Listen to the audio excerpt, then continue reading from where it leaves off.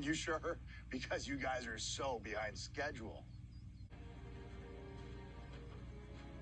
I mean, summer solstice is just a few days away. Them running so close to the summer solstice is really important for this first season. However, it also showcases a huge struggle that a lot of ADHD and dyslexic individuals face, which is time management. Figuring out how long a task will take is actually really challenging, and then also losing track of time very easily for hours on end.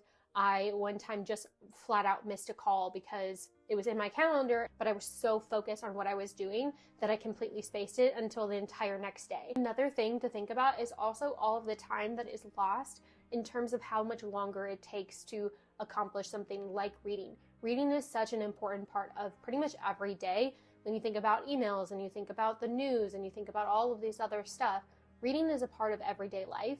And when it takes you longer, you lose that time because you have to figure out either ways to like overcome that, or you just have to just deal with that time loss, and that makes time management even that much more important. It's safe to say this is not just some amusement park. A god built this. What kind of god builds amusement parks? Hephaestus. Why would Hephaestus build an amusement park? In this scene, we see Annabeth continue exactly what she did last episode, which is being able to figure out and problem solve immediately. She looked at the situation and knew that Hephaestus had built this amusement park. And not only that, we also see this clip here. In the mechanism there.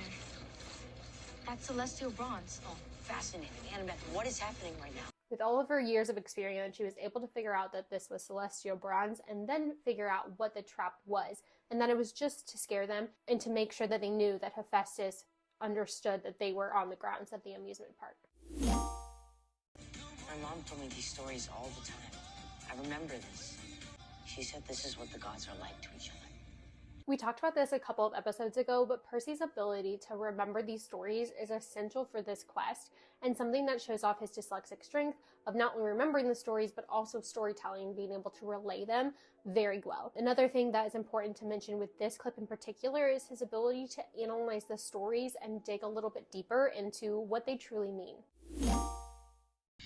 Did you just pull me out of there with that water power stuff? No, Did you just... I don't know.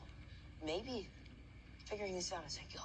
In this clip, we get to see his water powers, and that, of course, yes, is because he's a demigod and son of Poseidon. We also see a couple of important things with this one.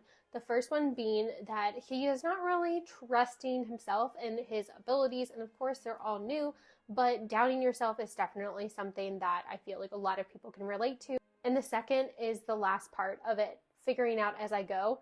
Like, everybody, I feel like, can relate to that. I'm not leaving here without my friend.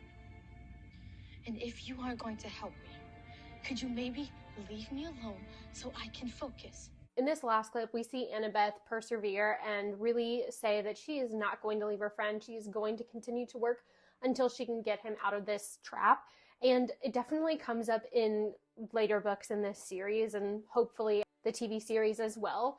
However, it's definitely something that is a dyslexic strength. Perseverance, if you think about going to school every single day, struggling day in, day out, you're going to have perseverance because you've had to persevere your entire life as a child. So I love to see this dyslexic strength kind of showcased throughout the series.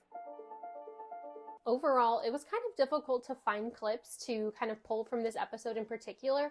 However, I do like the one selected for this episode.